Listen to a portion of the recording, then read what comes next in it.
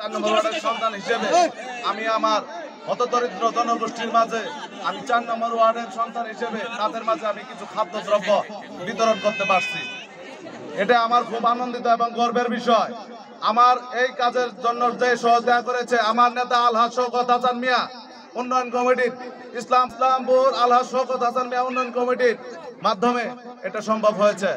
আমরা বিগত দিনে এইভাবেই এগিয়ে যাব। সামনের দিনের কর্মকাণ্ডগুলো হতদরিদ্র জনগোষ্ঠীদের মাঝে তাদের দুঃখ দশা এবং দারিদ্রতা দূরীকরণের মাধ্যমে আমরা যাতে তাদের স্বাবলম্বী করতে পারি, এই বলে আমার বক্তব্য শেষ করছি। আসসালামু আলাইকুম রাহমাতুল্লাহি ওয়া বারাকাতুহু। আপনাদের সামগ্রী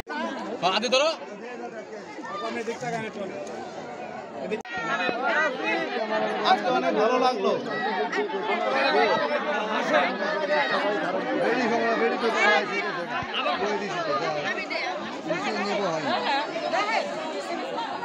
মানুষের মধ্যে ভালো কথা বলতে পারবে,